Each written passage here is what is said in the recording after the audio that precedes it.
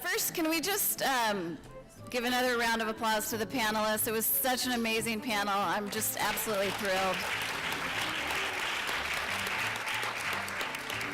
It was so generative, and I know those of us working in the field have so much to think about. So I'm also very excited for this panel. I know that people are wrestling with the question of digital engagement. What is it? How do you do it? How do you do it effectively? What are the possibilities? What are the constraints, the dilemmas? So we think that this will be a very generative panel as well.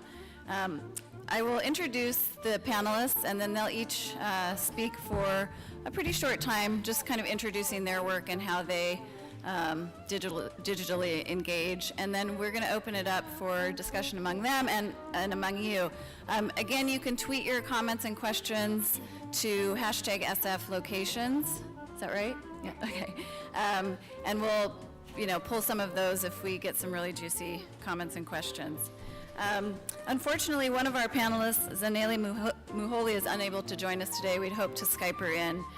She's an activist, South African media activist, and she's unable to join. But we have 4 wonderful activist scholars who are doing really interesting work. So Mahboubeh Abbasgholizadeh is an Iranian women's rights activist, researcher in the fields of women's empowerment in Muslim contexts, small media and social networks, video journalist, and a filmmaker. She serves as a director of Zanan TV, an alternative online media space for women, and has made several documentary films about women's rights in Iran. Laura Hale is a strong believer in the idea that freely sharing knowledge about women and disability-related topics is one of the best ways to highlight and address concerns about these groups. She was one of the backers of the Women's Only Wikimedia Leadership Conference and was the vice president of the Australian Wikimedia chapter, served as a Wikipedian in residence in two different countries, and has extensively covered women and disability sport on Wikimedia Foundation projects. She is currently a PhD student specializing in social media methodologies and sport at the University of Canberra. Maria-Belén Ordóñez is an assistant professor in social sciences at OCAD University in Toronto. Currently, she is writing a chapter on media circuits of power, desire, and sex scandal as an emergent event in a globalized context vis-a-vis the political undoing of the former director of the International Monetary Fund, Dominique Strauss-Kahn. Cannot wait to read that. She is also a FemTechNet nodal course instructor. And Tamura Lomax is a visiting professor in the Department of Gender, Sexuality, and Women's Studies at Virginia Commonwealth University. She is a co-founder with Hortense Spillers of the Feminist Wire and is currently finishing her first single-authored monograph, Talking Back and Loosing the Yoke, Black Feminist Readings of Black Religion and Black Popular Culture. So please join me in welcoming our panelists. Hello, how are you? And just because I'm not good speaker, then that's why I use a slide to tell you about the background of Zanan TV. Zanan TV is online TV. You know that after recently most of young generation interested and watch TV via of internet. And there is no time for going to the cable TV because there is no schedule in cable TV. But in internet TV, we have many facility for on-demand or live or other things. This is about the concept of online TV. I don't want to talk about the concept of online TV because just we have very short time to go to background of Zanan TV. So just Zanan TV is online TV based on demand and live. And sometimes we send our production to different public TV station or TV network, Persian or English or other language.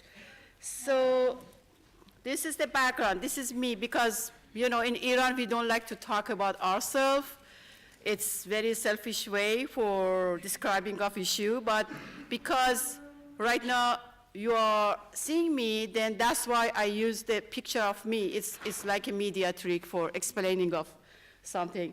So this is me in 2002 when I was manager of NGO Training Center, and we used to work in real space and work for capacity building of women in different village or community-based organizations like that. So we had and the most important activity in that time was making network between different community-based organizations and between different group, women group. And that's why this is the game that we had in our workshop, and it's symbol of the network between different groups. But you see that in 2013, after almost 11 years, we are networking by video and in virtual space. What happened? Why we moved from real space to virtual space? It's very contextual. It's very deep. It's just happened in countries like Iran or some Middle East countries. So you see that in from 2000 to 2004, when I was working in NGO Training Center, we had many facility to go different village working and making different training course. And then it was the process from the training and capacity building to advocacy, and after that for kind of campaign-based initiative and also shaping of movement via NGO-based organizations. Because when we say NGO, I mean non-profit organizations or community-based organization. But from 2005 to 2009, the process of women's movement went to the more in public sphere, to a street,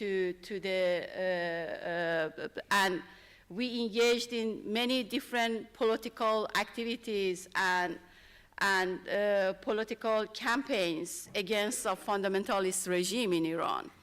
So from 2005 to 2009, we designed many demonstrations, and I arrested several times with my friends. And then because of the situation in that time, we couldn't work openly as an NGO or as an organization. So we went slowly to underground activities. And we started to have kind of backpack activism. So you see that from 2005 to 2009, we started to backpack activism. So we moved from NGO-based activities to backpack activism. What is backpack activism? It means that all of our activities behind of just our back, and then our workshop or our gathering it's happened in different house or in gathering in cafe or by mailing list. And in that time we started to produce many video about our activity, what's going on in field, what's going on about a stoning case or about family law issue, about the different discrimination and different things that happened in that time was going on in field. Then our work was just making video and send this to different people by DVD. You see here is DVD, our organization, and this is the event for a screening of our videos. So this is workshop for documentary, for documentary filming like these things. And this is underground place for editing of films. So, but from 2010, when after Green Movement, after democracy Green Movement in Iran, we totally shift to virtual space because most of activists exiled from Iran. And the only way for communication with inside of Iran was virtual space. So we launched the Zanan TV in that time because it was the way for mobilizing of activists and supporting of activists inside of Iran. So this is, working in online TV is like, it's very technical, and for activists, it's not easy just shifting from field or workshop, different workshops in different communities to the technical space. So, but we had very long process for learning, for capacity building of technical issue, like working with live stream studio or online studio like this. And then, and you can see that how different, this is the behind of our TV, online TV. You can see what's going on behind of the website, Zanan TV, and how all of these are different video that we designed in this studio. So, and this is network of our the activists, journalists, filmmakers. So all of them are backpacker and in different part of the America or Europe or Asia or in Iran. And we have connection with each other, and they product different video, and they send by internet to our production manager, and then we make edit and other stuff on that videos, and then we upload in our online studio and share with different satellite TV. And so this is just conclusion of things that I told you. It's about the process of this process is very important.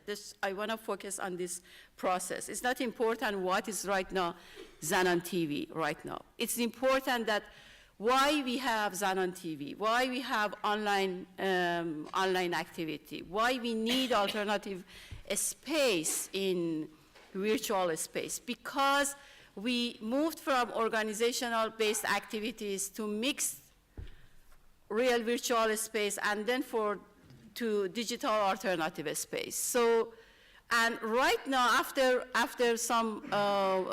new election, presidential election in Iran, we start to go again inside of grassroots people by different groups, but still the main network for connection and communication and building of different dialogue and different debate is virtual space for us, and mainly is Zanan TV. Thank you. Hello, good afternoon. My name is Tamura Lomax, and I'm the co-founder of the Feminist Wire. The Feminist Wire is an online feminist publication that was founded in 2010 with myself and Horton Spillers. And I was actually a graduate student at the time. She was on my committee, and we were in her office, and we were talking about the need for a space for intergenerational dialogue. And there was a certain event that happened at the time, and so we wanted to write and respond to it. And we thought about, well, looking at journals and the traditional route. And we thought, well, this is something it's news media related, it's right now, and it needs a response right now. And so instead of going for the traditional journal route, we decided to send our essay, a very short essay, to different news media outlets. Well, no one wanted to hear from us. They weren't interested in a feminist, a black feminist, a very specific black feminist dialogue about black women and representation in media. And what was interesting is that we also sent it to the Root. at the time, and Hortense thought, well, I'm friends with Skip Gates, you know, he's gonna take this, you know, article and he's going to publish it, and we never heard anything. Truth be told, Skip Gates probably never saw our article because these organizations, as we know now, are very layered and very tiered. So we started the Feminist Wire because what we wanted is we wanted to have a space for different kinds of voices. Hortense is no longer with the project, and so I moved on with the project. I reorganized it and really organized it around my understanding of myself as a scholar activist. I am a scholar activist. I am trained in religion. I am trained in women's studies. I am trained in African American studies, and I am trained in cultural studies. So I'm constantly going in between those different worlds. This merging of scholarship and activism emerges from the constant question, for me, of meaning. I'm really concerned specifically with meaning, specifically mass-mediated meanings about certain kinds of bodies. But on the flip side of this concern and this question of meaning, this constant question of meaning, I'm also concerned with how media might be used to mass mediate an alternative kind of meaning.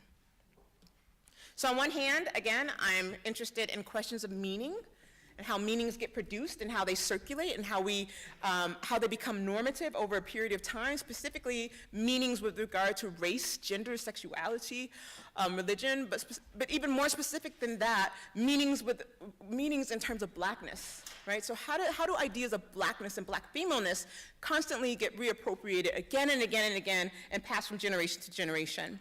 So that's the question, but then again, the flip side, which is central to the work at the Feminist Wire, is how then might media offer some sort of alternative messaging that's mass-mediated.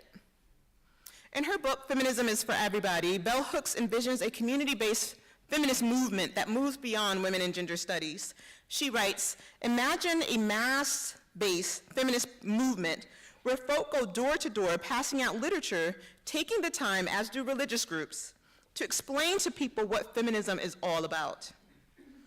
That is what we're doing. That's what the Feminist Wire is doing. Thank you. We are that door-to-door movement. We are a door-to-door movement. Only our community is transnational.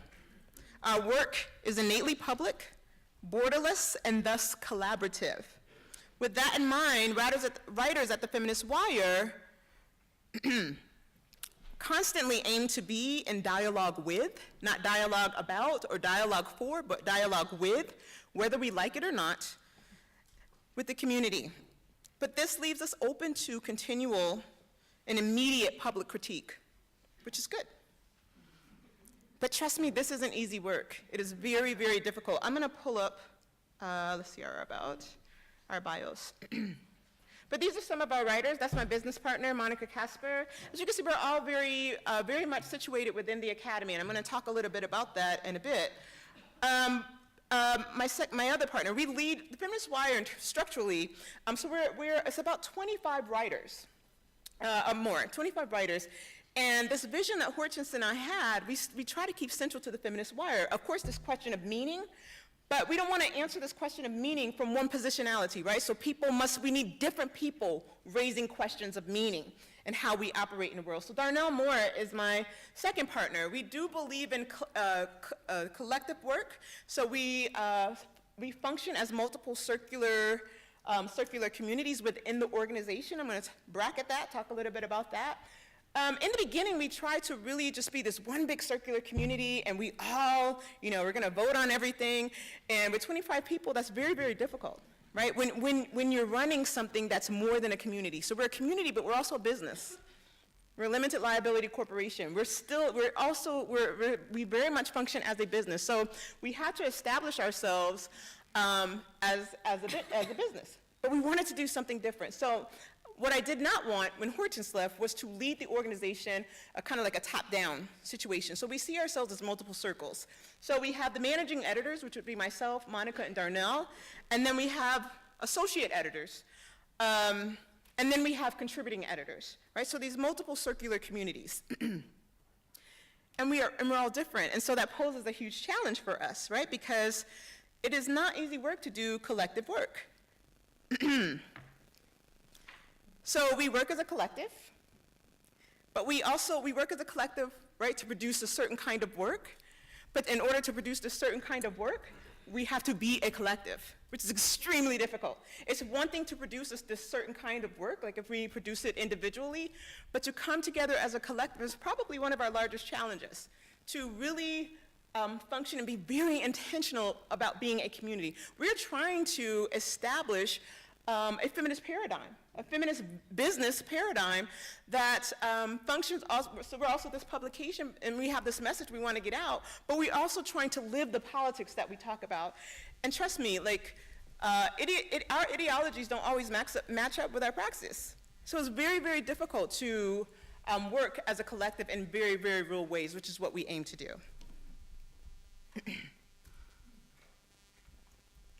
So as a collective, again, we have this broader commitment to social justice, but then we have an internal commitment to one another and creating a community of safe social justice and authentic relationship within the organization.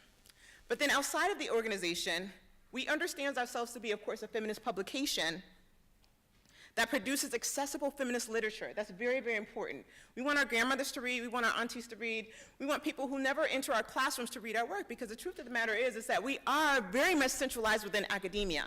And there is still this divide between academia and the rest of the world, right? So our work kind of functions in the middle.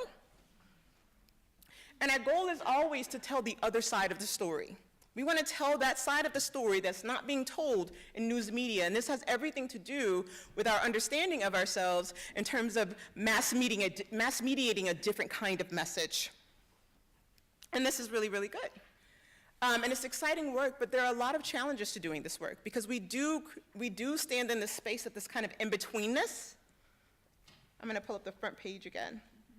Right now, we're doing a whole forum on Audre Lorde. We've been doing a forum on Audre Lorde for all week, and we have 5 more days to do the forum on Audre Lorde. But our readership is about 1.5 million per year. We get about 70 to 80,000 unique visitors per week. Not everyone's interested in Audre Lorde, right? But that is our focus right now. So it's very difficult to try to decide like what's important and what's important right now. So we have multiple columns. We have our latest story, we have arts and culture. Now all of these columns, I should say, are ran and organized by different collective members, right? And my vision for the site is that I'm the visionary and I'm the co-founder, but I very much, my style is very much to release power into the community. And for us, that's really, really worked. It's worked very well for us. So I don't try to like hold all of the power in terms of what happens here, what happens there. The people who are responsible for arts and culture and those who are responsible for Feminists We Love, they're basically running their own project. We also have college feminisms, which is a big column for us, and elementary feminisms. We do get elementary writers who write for us. And that's a big thing for us, is to kind of get them while they're young. And so we have elementary feminists, and then we also go to elementary schools, and we teach elementary students and junior high school students and high school students about feminism. But again, there are a lot of challenges to doing this kind of work. As you can see, we have multiple different spaces that we are interested in and that we contribute to, so that's one thing. We have different aims, we come to this space with very different feminisms. We come to this space from very different social, political, economic standpoints. We come to this space with very, very different positionalities within academia. So that's definitely one of our challenges. Another challenge for us is engagement. So we are this online feminist publication, but again, we're constantly caught in this world of in-betweenness. Are we academic enough, or are we communal enough, right? Are we making it plain enough, right, so that my grandmother can read it? Or are we using all of this highfalutin academic language and nobody but the people within academia can understand us? So we're constantly going in between those two worlds. Another difficulty or challenge for us is social media, right? So we have the site, but we also have different points of, major points of contact, Facebook, of course the site, but Facebook, Twitter, and then Instagram, right? So managing that in itself is a lot of work. But on top of managing that, we also have difficulty in terms of getting folks to talk back to us. And I think that's one of the challenges that we had with this conference is in terms of getting people to engage with us, right? So we have a lot of engagement on Facebook and almost no engagement on Twitter and almost no engagement on Instagram, right? So the information is there, but one of the things I was thinking about in terms of, I've been thinking a lot about this, like why isn't there any engagement on Twitter? And I feel like Twitter, we engage, typically when I engage on Twitter as the Feminist Wire. Well, Twitter is very personality driven, right? So how then do we create space as a personality, right, or as a person within the Twitter sphere? It's very difficult when you're an academic. You have tenure to worry about, you have books to worry about. It's very, very difficult. You have your life to worry about. It's very difficult to balance all of that. Another challenge for us, because we are all academics, is support for ourselves and for the organization. It's been very difficult to raise money and to maintain the Feminist Wire. Most of this work is not sustainable. It comes out of our own pockets. It comes out of our research money. It comes out of very wonderful institutions who support us, but most of this is really, it comes out of pocket, so it's very challenging in that way. The other thing is because we do operate in this in-between space between academe and the rest of the community, institutions often don't see this work as being the real work. The real work is our written books, right, that only like 7 people read. The real work is, right, all the things that get you tenure and keep you in the institution. So it's very difficult to find support for this work that we absolutely think is real. We believe this work is real because this work, we feel, our ultimate aim is that it will be life-changing. So for us, this is the real work. So the balance in between the two are very, very difficult. That's it. I'll answer more questions during question and answer. Thank you. I'm the Wikipedian. Wikipedia, a lot of people I've talked to who are female Wikipedians have truly unique experiences. So I'm going to talk to you about my personal experience because that's what I know. I'm a PhD student at the University of Canberra. I chose Australia over the US because you start off ABD and because you can start off researching whatever you want. And it gave you time to explore and do other things. So I got there and I met with my supervisors, and where you also have more than one supervisor. I started off with 3 supervisors. It's a great place, Australia. And the university I chose had a really good relationship with the Australian government because in the US Olympic Committee is this nonprofit that's set up completely separate from the government. In Australia, the Australian Olympic Committee and the Australian sports infrastructure is all supported by the government. Woohoo, great, got some money. Great potential for a job, everyone wants one. So I met with my supervisors and they're, oh, this is fantastic. And then the culture was very wiki type stuff. There were people doing stuff on Wikiversity, there were people doing stuff on Wikibooks. And I had a lot of previous wiki experience. And so people talked about Wikipedia. And people I was interacting with were talking about how Wikipedia is one of those important sources of knowledge. Everyone goes there for a source of knowledge. Knowledge formation happens there. And they decided to kind of push me towards being their guinea pig. Hey, you know, you could probably get a job doing this Wikipedia stuff, an academic job. You don't need to do that traditional publishing route. So now I'm living in fear that I will finish my PhD in September and I won't have a job because rather than publish, I've been sitting there going, let me edit Wikipedia. Yeah, it's very stressful.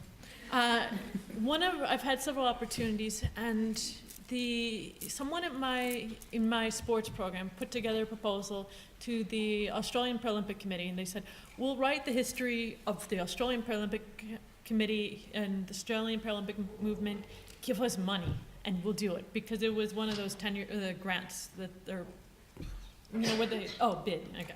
So my university won, and they're going to write the history of Wikipedia, the Australian Paralympics on Wikipedia.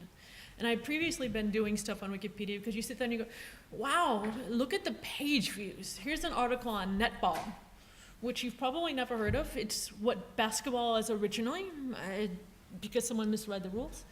And it had 70,000 page views, and it's got one of the only women's professional sport leagues. It's a netball league. They make money. It's unlike a lot of sport leagues in the US for women, they don't make money. This one, they make money. So I've been editing these articles because that information out there is powerful. It's a great way to promote women's sports. And the Australian Paralympic Committee saw that value. So I've spent all this time doing content creation, explaining to people how to do it. And I had conversations with people as I went through, and they're like, you know, it's a place of knowledge, you know. And one of the people I was talking to, what is the head of the National Sports Information Center, and he's like, yeah, there's this female Australian sprinter at the World Championships or something, and she's being known primarily for her butt jiggle. Because on YouTube, there's a video of her jiggling her butt, not as an elite athlete, which she was, but for her butt jiggle. And there was a deletion debate on Wikipedia. Is this woman notable as a sport woman, or is she only notable for one event, and that's her butt jiggle? And he said, that's how you get the formation of knowledge regarding women in sports and what the government does.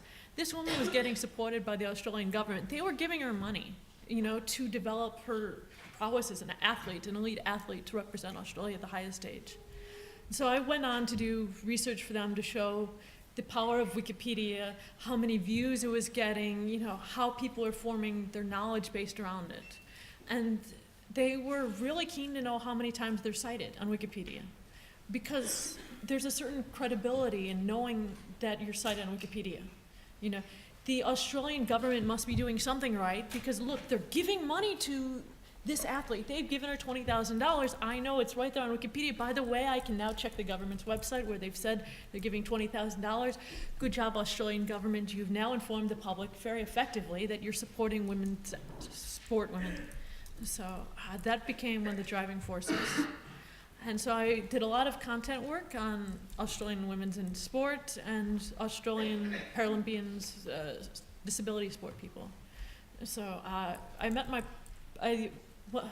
also organized a women's only conference for Wikimedia, for Power Leadership Conference. Because when you're editing, it's a tremendously isolating experience. And it's getting more isolated. And it's on some level a very dangerous activity, because you're in certain areas as a feminist challenging all these male views, you know, suggesting that the Australian women's national soccer team is equal to the men's soccer team, and the men's soccer team should have the word men in it, and not just the women, is challenging male norms regarding superiority in sport. It's setting yourself up for conflict. And so it's isolating. So I had a leadership conference there. And then eventually I met my partner there. And then I went to Spain, where I worked as a Wikipedian in residence for the Spanish Paralympic Committee. So, and I got to do all these fantastic things because of Wikipedia and because of other projects. Wikipedia's got a related project called Wikinews. And Wikinews is, you can cite Wikinews on Wikipedia, you can do original reporting, you can, pictures you take can be used on Wikinews and Wikipedia. And Wikinews allowed me the chances to fill in holes on Wikipedia, because I could develop reliable sources to use there. So I interviewed Teresa Perales, who is Spain's Paralympic answer to Michael Phelps. I've also interviewed Trisha Zorn, who's the American Paralympic equivalent. She's got like 53 medals. But I got to ask her questions about, you know, are female athletes in Spain treated the same way? Why are there so few women on the Spanish Paralympic team? You know, and I got these questions that I got to ask for Wikinews got published. My Wikinews interview with Teresa Perales has more page views than the Wikipedia article about her, because essentially the Wikipedia article is regurgitating what everyone else has said. But I got to fill in holes, so it's really cool from my perspective. I get to meet all these really cool people, and I get to take their pictures. But Wikipedia has this potential. You can put yourself out there. You can use your sources. People use that. I was in a car one day, and I was listening to the Australian Broadcasting Corporation, Canberra, whose call sign is 666. And they were interviewing some guy, and I could tell they were reading off questions based on the Wikipedia article about him. I knew they were doing that because I'd written the whole article.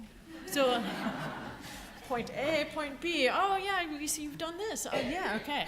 You know, and I listened to, I'm from Chicago originally, so I listened to WTMX, and they always use Wikipedia as a source. According to Wikipedia, this female athlete, blah, blah, blah, when they have their little joke. So it's tremendously important. And by contributing, I'm making information knowledgeable about women. It's just hard to do from a feminist perspective, because when you're writing about, you know, Teresa Perales, you're not going to be like, and the transnational experiences of this hegemonic something.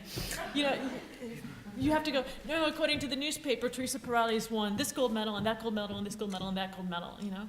But you can challenge these in other ways. I take pictures of sportswomen, you know, and sportswomen are not all, you know, models. You can take pictures and have real women on these articles, you know?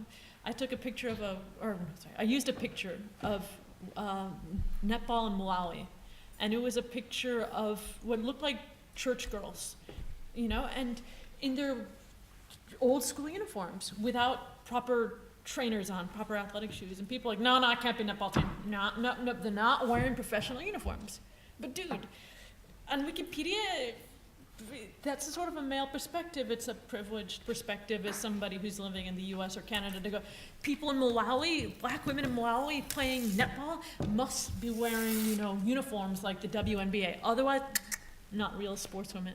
So you can challenge these norms that way and by filling information, you know. So I've been dealing with other people. I've been going to sport organizations and trying to explain why they should get involved and that sort of stuff. Yeah, I think that about covers it. So thank you very much for this opportunity to engage with a feminist structure that's actually very similar to the project that I'm working on, FemTechNet, and the Distributed Open Collaborative Course, the DOC. In that some of our discussions today focus on the potentials to connect and create dialogues as feminist activists, scholars, and artists. A distributed, open, and collaborative course breaks from models that determine that only a handful of experts can decide what learning looks like in any field. One way, I think, that we may want to think about digital scattered hegemonies is through radically democratic models that challenge current corporate structures of education, specifically those that value profit and unidirectional learning over multi-sited collaboration. So just to give you a little bit of background as to how this project started, in early 2012, Alex Huhas, professor of media studies at Pitzer College in California, and Anne Balsamo, professor and dean of media studies at the New School, gathered a small group of feminist scholars and artists working on topics of feminism, technology, and science within diverse fields. This established FemTechNet as a network, and by late 2012, a cyber learning experiment formed the DOC. I joined FemTechNet through OCAD University in Toronto in early 2013. Paula Gardner, new media studies professor and FemTechNet colleague and collaborator, approached me to teach the nodal course, Dialogues in Feminism and Technology. I was thrilled to be part of a pedagogical experiment sparked by feminist practice and thinking that challenged traditional modes of learning. Moreover, this was in line with my own ethnographic research in forging methodological paths that defy top-down models. I see the DOC as working alongside experimental ethnographies that are polyvocal, dialogical, multi-sited, and rhizomatic. The DOC provides a plethora of opportunities to share and disperse sources of knowledge, as well as to diversify what knowledge looks like and how feminist critique is done and embodied. So from the outset, I connected with the DOC because my own doctoral research underscored the value of rhizomatic ethnography that ranged from immediate sensory experience to lingering sensations that were observed in national media headlines, in narratives of desire, in charged terrains such as dance floors and women in trans bathhouses, in packed courtrooms where perceived sexual deviants defended their right to work, in performative spaces and encounters, in queer protests, in the production of images that address child-adult relations, and in dream narratives of activists who have currently challenged body house laws in Canada. So that's really where I'm coming at it, right? This is my own personal connection to this pedagogical experiment, is really in its methodological approach, right? And for me, the rhizome is a really good model across sort of disciplinary boundaries, and it doesn't necessarily have to stage a kind of compulsory philosophical exclusion as to what the rhizome is, and this is how I'm using it. So the doc 2013 launched this past fall, had approximately 27 instructors in 16 universities, and 4 new courses are currently running. In fact, there are a couple of professors here that are part of the doc. T.L. Cohen and Veronica Paredes is in the audience, and they're also teaching the doc at the New School. About 200 students completed the doc 2013 through blended learning, which means they completed the course online and off, and there were approximately 25 drop-in learners. Now, anecdotal information about doc courses, including my own, illustrates that students stay committed, interested, and engaged in the doc course. There was also the wiki storming exercise, which some courses participated in and made editorial changes to approximately 75 Wikipedia pages. Unlike the MOOC, the point of the doc has never been to reach masses, and I think this is an interesting part of the conversation in terms of transnationalism and this effort to reach, thousands and thousands of people as if that was somehow quality. So unlike the MOOC, the point of the doc has never been to reach masses, but rather to build collaborations across and between institutions and organizations, and to build a solid network of feminists that are committed to inclusive, democratic learning. So the current online site, the FemTechNet Commons, serves as one way to encourage participants to share materials, assignments, events, and comments that contribute to a digital feminist archive. It's about actively forming communities that link learners and teachers across disciplines and institutions, all of which are engaging the topic of feminism, science, and technology. It's also about responding, or I should say respecting, the labor of teaching and learning as a material reality that doesn't invisibly trickle down from the top. As you can imagine then, this democratic form takes time, and it certainly cannot be impatient. Well, even though it's constantly moving and becoming, and I think this is really in part of a lot of the projects that we're talking about here, is a sort of like both in terms of the challenges, the in-betweenness, and the perception, or at least the acknowledgement that things keep moving, right, and becoming. So just to give you a very brief background of the MOOC, which is what we're responding to, in November 2011, the idea of the MOOC spread when 2 professors at Stanford University attracted thousands of web-enabled students to their Introduction to Artificial Intelligence online course. They went on to establish 2 distance education startup efforts, Audacity and Coursera, and by the end of 2012, more than 1 million students had signed up for Coursera. And what I think is really interesting about these sort of initial kinds of pieces of information is that only now we're starting to get some information, sort of like statistical information about learning and retention around the MOOC. Most recently, the Harbor's Index, which is also always a very useful index, of March 2014, had a really good statistic about MOOC learning, that 49% of students enrolled in a massive open online course viewed no more than 1 lecture, and only 4% have completed a MOOC course. MOOC instructors are also at a single institution where their expertise is branded and centralized in terms of structure, access, and participation. Unlike the doc, the MOOC is scripted with fewer opportunities to make changes, shift learning directions, or engage the world outside an online experience. And this is also part of this idea of a blended learning experience, is that students are both engaged in the classroom and online. So the learning formula of MOOC, I think, reflects the corporatization of post-secondary education, which has made it increasingly difficult for educators to advocate for smaller classes and other important tools of learning. Thus, one of the many reasons we have the feminist-inspired doc. Thank you. We have a number of questions coming in from the Twitter feed, but I thought first maybe if open it up to you each to pose questions to each other, if you have them, or interact a bit with each other, and then we'll open it up. I'm sure there will be lots of questions. Is there anything you want to ask each other? Any cross conversations? If not, that's fine. We can. I guess it's partially a question and also a comment, because I see a lot of interesting connections between our work, and I think something that was brought up in terms of, you know, situating yourself in different worlds, and the kinds of roles that you have to play in different worlds. And I kind of, maybe it's a general question about challenges around both activist work, but also the kinds of ways in which that activism, that material labor, produces certain kinds of knowledge, right? So I'm thinking specifically of the term that you use, sort of the in-betweenness, right? And the challenges of in-betweenness and what that means and what that looks like and what that feels like. I think that's really important to consider that. It's sort of like, it's both, you know, the ways in which we produce the work, but it's also the effective labor, right? There's an impact of that work. So I'm kind of curious to know, sort of on a more effective level, what that looks like for you guys.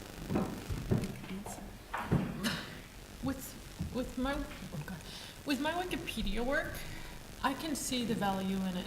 Like, I have talked to a lot of female athletes. I know that for a lot of them, having a Wikipedia article means they've made it. There's a lot of research that shows things like having a Wikipedia article play a role in how much professional athletes make.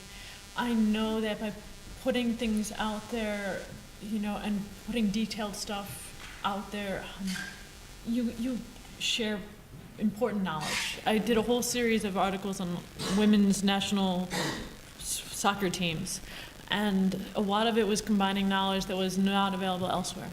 So I think my work is really valuable, and my academic people think it's valuable, and the sport people think it's valuable, but at the same time I'm sitting in this place where it's really hard to get feedback from how valuable it is, and there's so much crap that you have to deal with. There's people trying to get you fired, get you in trouble academically. There's people who are willing to sexually harass you for your Wikipedia work. You get extra targeting because you're female. There's an expectation from people that you're 100% perfect. You've got to play all these political games. And everyone says it's really valuable and important, and sometimes you sit there and go, it's so awful as a climate. Like, why am I doing this? And it's always on this edge of, do I really want to continue doing this as a content creator? It's so much easier to sit behind the scenes and almost become an academic and do work that I don't know if I can make the same changes that I could by doing the Wikipedia work. So there is that real tension, and I haven't yet found that balance.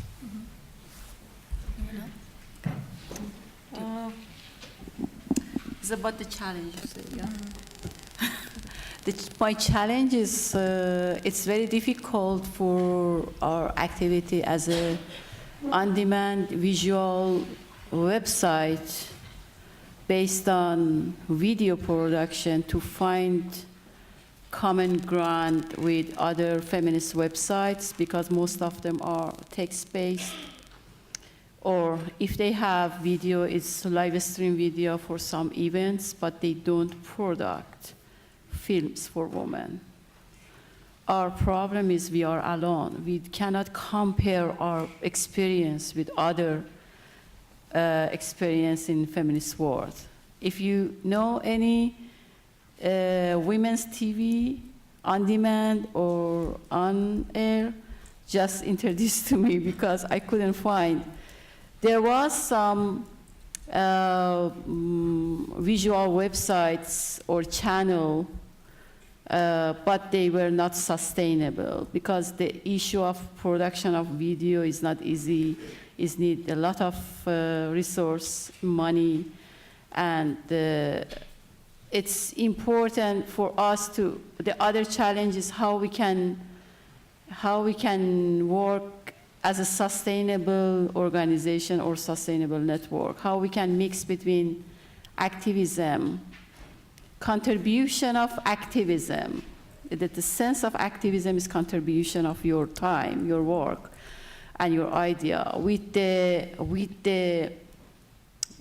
you know, organizational programming. You know, we cannot say today we can update our live videos or live program, and we can wait for a month later to have new production. Every week we must have at least 3 new production.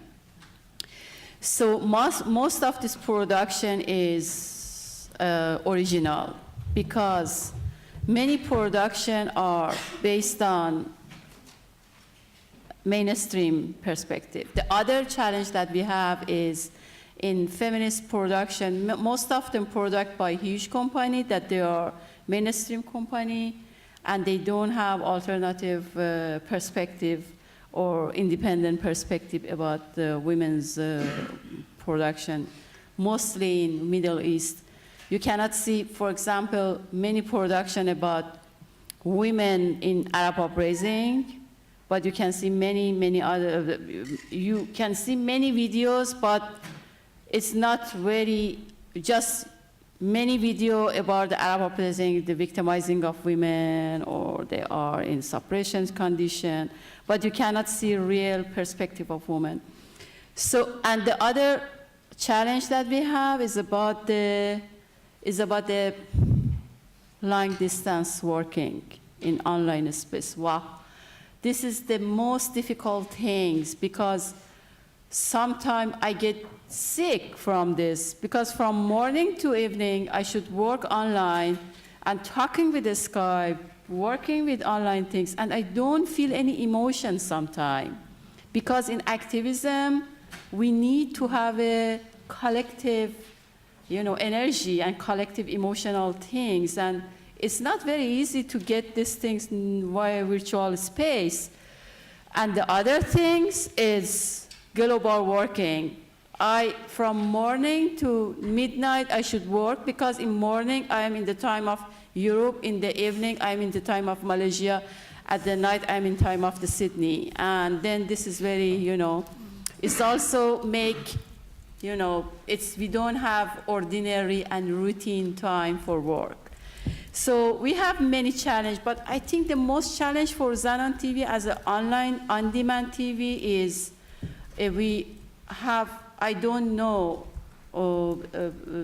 organization like us to have some collaboration. Then many friends that we have, they are not from feminist group, they are most from queer group, because right now in America, queer group like to have own production, video community-based production.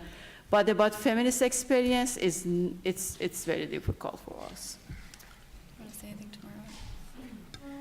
So yeah, so some of our, going back to our challenges in terms of this in-between space, this in-betweenness for us is really big, being mostly academicians. And so I took a couple of notes, is that one of the things that we deal with in this in-between space is that because we are intersectional, right? We're not easily identifiable, so we deal with a lot of identity politics, you know, like, so if, let's say a publication or forum wants to invite a group of people, typically they're very targeted, right? So we're not easily identifiable in terms of, we're not a group of Black feminists, we're not a group of white feminists, we're not a group of Latina feminists, we're not a group of just LGBTQI feminists, right? So we're all different kinds of things, so we kind of deal with a bit of marginalization because we're so many things, and that is very intentional. So you get this wonderful body of work that's very diverse, but then how we're situated within the broader scope in terms of online feminism is we're really kind of on the outside, right? So we deal with challenges there. And then we're also seen oftentimes as being too academic or not academic enough, right? Or not communal enough, so we deal with that. That makes it difficult. But we work through, intentionally, we work through those challenges because the space that we're in is very much the space that we desire. We desire to create this world that we desire, right? So we're just a small particle, but we desire to kind of create this community this community-based feminist activism that is different from the rest of the world. So we create the kind of environment that we desire, but it makes it very, very difficult in terms of our real work, or our other work, right, or what's considered the real work. So we're often behind the scenes complaining about that, is that we don't have enough time in the day to do all the work that we need to do because we are academics. So how do we even get to, the work that pays us, which leads to a whole nother issue, because this is like the third shift, right? So most of us have families, we have loved ones, right? So we have that, and then we have our paid work in the mornings, and then we have our families to come home to, but then the Feminist Wire is going all the time, right? So it never stops. So we're constantly having to respond to what's going on in society, what's important right now. So we have a conference coming up, a forum coming up on, I don't know if you all are familiar with the article that came out, I think it was in The Nation, about toxicity and online feminism. So we have a forum coming up to respond to that. Because we had a lot of problems with it, right? So we had a lot of problems with this article that talks about toxicity and online communities. Well, there are a lot of processes from the moment that one does a CFP, right, or writes an article to the point that it makes the website. There are at least 20 stages. And I will say with the Feminist Wire is that we are peer reviewed. So we work in the mornings and then we come home and work this third shift. And oftentimes we're online communicating to get the work up to the early morning hours. So we're often not sleeping. So then that leads us to sustainability, and thus my question, if we could raise one more question to the group, is really about sustainability. What are you all doing for sustainability? That's big for us right now in terms of how are we going to sustain ourselves for the long haul. We want to be around for the long haul. And right now we're on our third year, but at the pace that we're going, not sleeping, doing work, throughout the wee hours, of the morning, not taking breaks. There was at one point myself and my partner, Monica, we were doing work and we were supposed to be relaxing, and she was like, and so we're on the phone and we're talking and we're emailing, and she's like, well, what are you doing during your relaxation time? And she's like, I asked her and she asked me, and she's like, I'm getting a massage, but I have a book because I have to, I have to grade, or I have to do some sort of test. And she's like, well, what are you doing? I said, well, I'm in a tub, like grading papers. So here, even during our downtime, right, we're still working. So the question to the panel is really, what do you do in terms of sustainability if you do this work along with other kinds of work? Can we just bracket that for a minute? Sure. I want to open it up because I know, at least in the hallways and at lunch and stuff, people were raising a lot of questions about digital engagement, how to do it, what it is, the challenges they have in the classroom. So maybe let's open it up and then we can come back to that.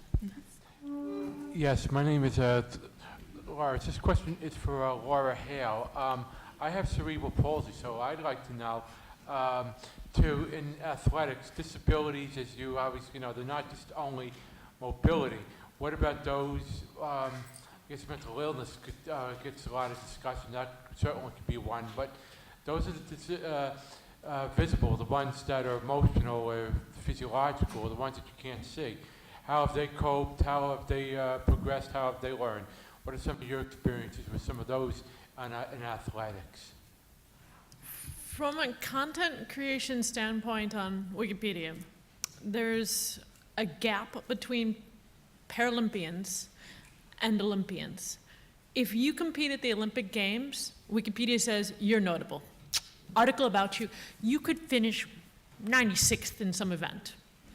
If you're a Paralympian on Wikipedia, you got a medal. Otherwise, Wikipedia says, no one cares about you. And you've got to prove that someone's notable. The Paralympic Games have, essentially for disability sport, there's two different subsets. There's the Special Olympics and there's the Paralympic sports. The Special Olympics are about participation, and so writing about that has to be from a general perspective. For Paralympians, there are disability sport classifications, like swimming's got them. Swimming has them. Basketball had it before the Spaniards were really big cheats. But there's a lot of I've created a number of articles about people with intellectual disabilities. Some countries are better supporting their athletes than others, and that's reflected somewhat in the content. Spain has been really good with supporting their disability sport athletes. Australia's been really good. The US is sucky, but for the first time ever, you'll be able to watch the Paralympic Games live in the US, 56 hours on NBC.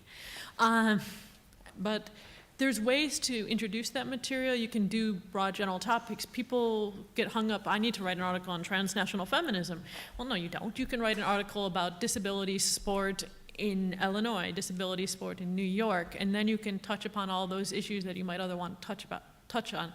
And some of that's on Wikipedia. There's articles on disability sport classifications for people with intellectual disabilities. There's some articles about disability basketball, that sort of thing. So it's there, and there's ways to introduce it. It's not as great as other ones because there's just less content available, and the people interested in that aren't writing it. Okay, are there other questions? Well, a few came in on our Twitter feed, so maybe I'll try to kind of amalgamate them.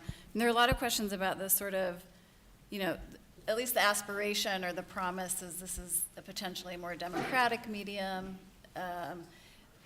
Certainly with Wikipedia, there's definitely been a shift. I know a lot of faculty tell their students you can't use it, but there's been a shift because I think of the movement to make it more, you know, accurate or well-researched or representative. So what are the tensions around, and you experienced, you talked about that, Tamura, just trying to be accessible and scholarly at the same time. And I know this is not just specific to online engagement, but, you know, scholars who attend to these questions too, trying to be accessible, not necessarily to a very broad audience, but to multiple audiences potentially. So how do you negotiate that tension or that dilemma? You know, is it necessarily a more accessible or democratic medium? I think social media is definitely more democratic. Going back to my initial question in terms of, or my initial concern in terms of meaning. Prior to social media, you know, meaning was left within the hands of, you know, producers, right? The big producers, right? People, news channels, those music makers, those who could produce cultural products, they were in charge of what meaning was. And so social media then basically gives everybody a microphone to a degree. Everyone gets a microphone and everyone is able to engage and mass mediate their own kind of message, right? Everyone doesn't have the same audience size, but we do all have a microphone. So through Twitter, through online sites, even through Facebook, even though that's a smaller group of people, definitely Instagram, right? So these are all sources, these are all sites where we can mass mediate a different kind of message. For us, because we are academics, is that we really have to work hard on language and the linguistic tools that we use, right? So we want to be clear that we're, you know, a well-informed site, but we want to make it plain enough where people, again, can read our work and understand it, because for us, what's the point? Because we are looking for some sort of social movement, right? We're not creating work just for the sake of creating work. We're creating work with the aim of ultimately seeing some sort of social moves to a better kind of society. So if you can get that from our site, then we're doing a good job. And part of the reason why we have the peer review in place is, for one, so that we can be used for ultimately, and we have been used for tenure packages, because we do kind of have this thing where we have to publish and peer review is important, but it's also for us to do self-checking of ourselves but also of each other. So even I as co-founder can't write something without it going through at least 5 people, right, through our peer review process. We use a system called submittables, and so in submittables we can all see an article at the same time and we can converse about this article. Does it work for us? Does it work for our aims? What's the language? Is the language, is it workable? Does it work for our readers? Can folks read it? Is it too complex? And we go back and forth with each other, and then we also create an exchange between ourselves and our writers. So we're constantly checking for language. And I would say, my last point is that at the heart of the work that we do, we're very bell hooksian. We want to have work that is, again, very, very informed, but that it really makes the streets, that people can understand what we're saying. Because, again, for us, there really is no point to do a work, to produce, to have this feminist publication, and people cannot engage us. Can I just elaborate on that a little? I think it's really interesting when we sort of pose questions around how better to be democratic, or what are the ways in which we can adjust our positioning so that, the work that we do actually creates change. But I also want to think about the importance and remembering that democracies, at least radical democracies, not the ones that, we kind of are in, sort of. I don't want to call them democracies. But I think that one of the things that is really important in any kind of work, especially in terms of like being in between these spaces, is to kind of relate a dialogical approach in which we acknowledge that there's going to be conflict, that there's going to be a lot of conflict. In fact, there's going to be so much conflict that everything might fall apart, right? And so I think sort of a question of sustainability is also a question of what is actually being sustained, and to sort of like to keep asking that question. So for example, the FemTechNet project is just full of energy after, sort of collaborating online between institutions, between doc instructors. More doc instructors are joining and sort of really embracing a philosophy of education that I think is quite alternative to what we're experiencing more generally. But at the same time, I think what needs to underlie those conversations is the conversation that things may fail. And that failure might actually produce something else. And so the something else, I think, is, in a Derridian sense, it's like, what are the democracies to come? So it sort of keeps us on our toes that we haven't arrived yet, right? This is not the ultimate democratic model that we need to sort of like sustain. What are we sustaining?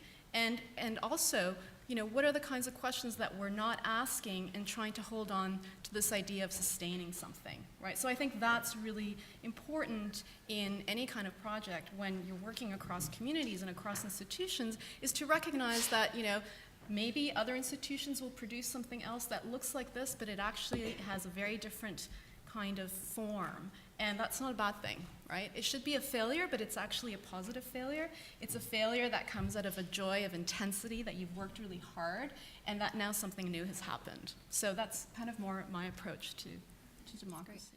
Hello, good morning. My name is Maria-Belén Ordóñez, and I represent an organization here in New York called Affirm. It is an organization of transnational feminists. And I also have an online magazine. I would like to ask the person with the Feminist Wire's management, please, how did you translate, or if ever have you translated the readers of 1.5 million into something, into a financial resource that would perhaps make you sustainable? Are you able to do that, and how? Thank you. Just to be clear on the question, I'm partially deaf, so it was a little bit understanding. You said, how do we... Has it happened to you that the readers, the 1.5 million readers that you have, has it become like a finance resource? Have you gone into subscription? Have you increased your advertisers to make you sustainable, so that perhaps you can eventually say, it's okay not to teach anymore, and I will just concentrate on the online magazine? Thank you. Well, okay, so that's a two-part question. So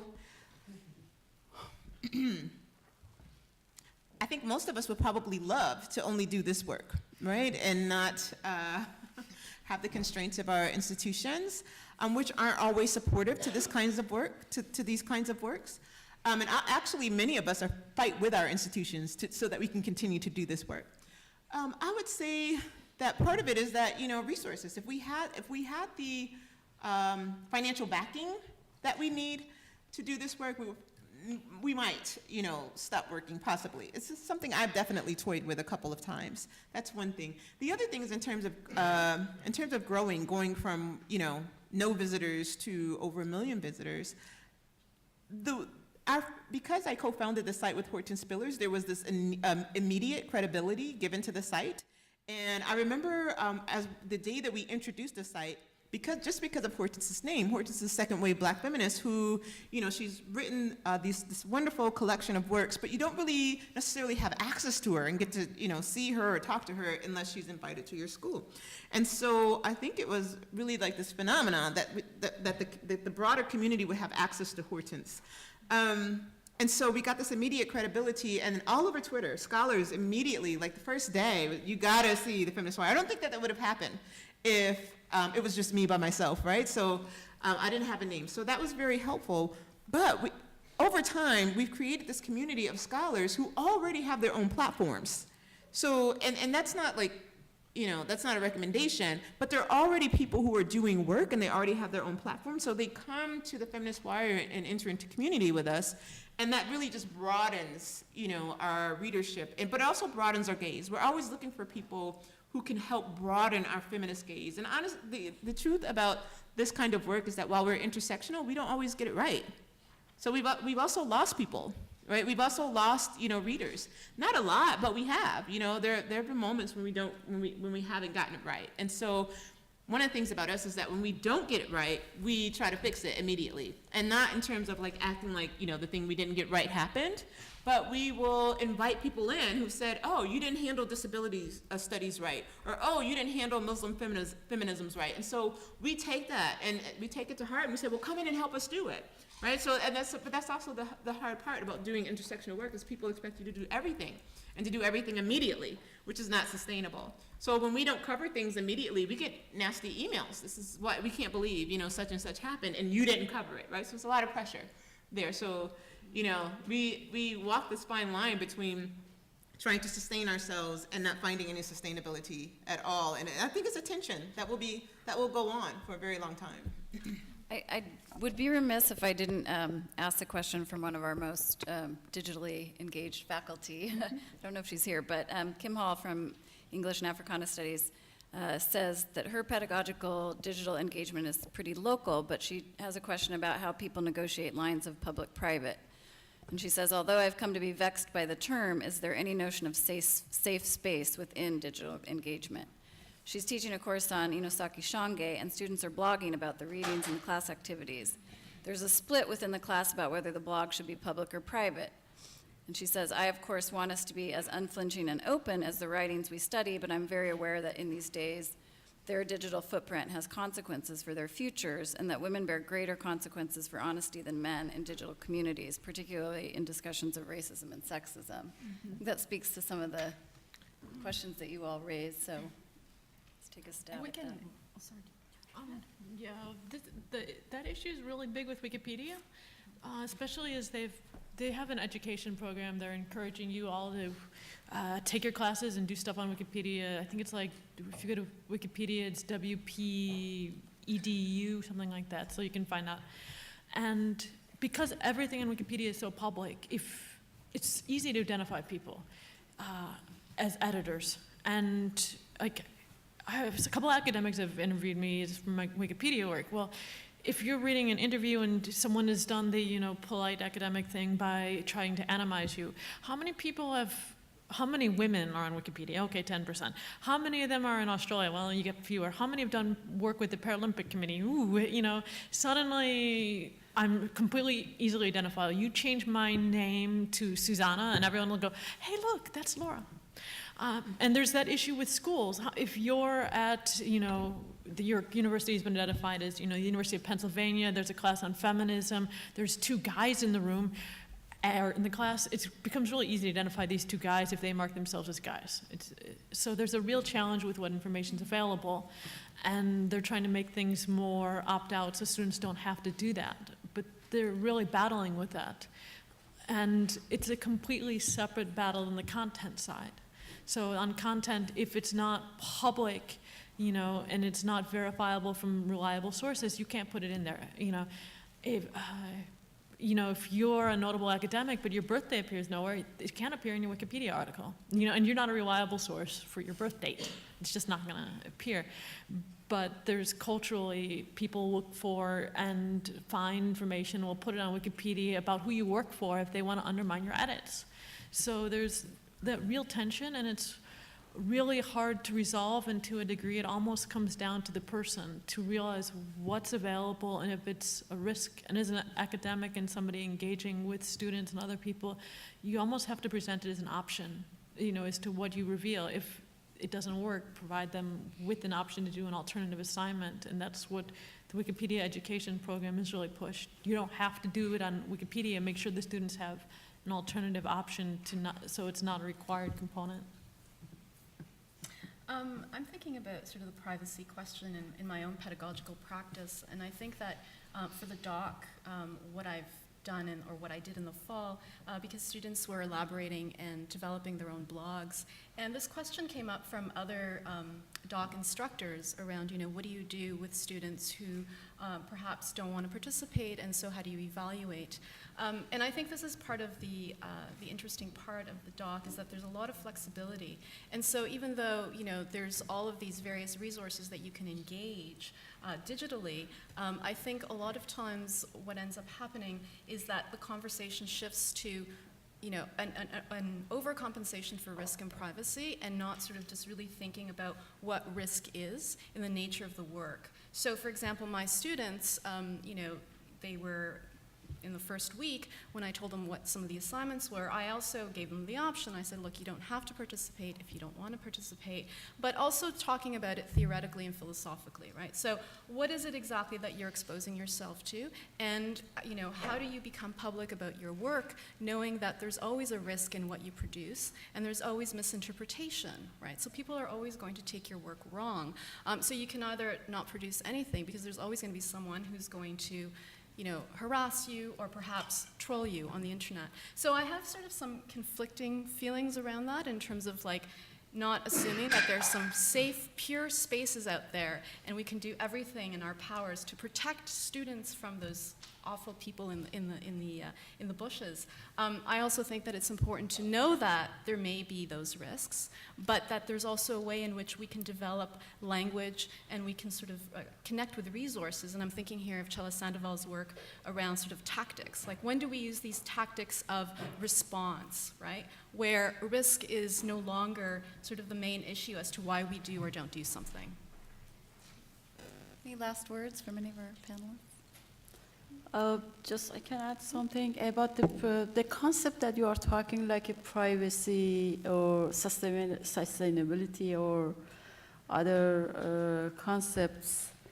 In my context, in Middle East context, is really different. That's why I just, when I hear about the things that you are saying, and I feel that in transnational digital space, we have different contexts, and the meaning of privacy or sustainability is really different, or even function of social media and democracy. For example, for us, social media is more individual-based than democratic space, because every profile has own character, but it doesn't mean that relationship between different people are democratic, especially when we change social movement as an alternative space for political engagement.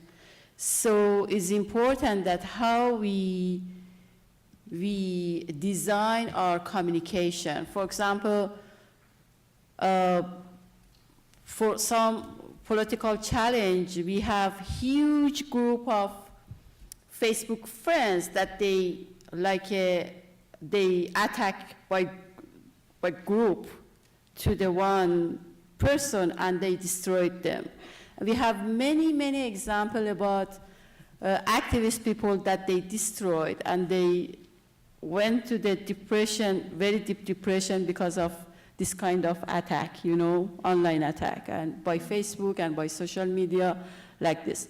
Is that the concept is not privacy. The meaning of privacy for us is different, because for us, privacy is connected to the internet security and cyber army that you can find in Iran, China, Korea, and this kind of countries. So, and the other things is about the sustainability. For us, the meaning of sustainability is not about the financial things, it's about the mostly identity, and this so if we have common concern about our identity, like a secular Iranian woman, then it's make a huge connection, a very deep connection between us, and it's make sustainable our cooperation. So that's why everything is different, I think, yeah. Well, that's a good way to end, because I think one of the things that transnational feminist theory has provided is a way to think through these different national contexts. And when we talk about digital engagement, it adds a whole another layer of complexity. So we'll have many more conversations, but join me in thanking our panel.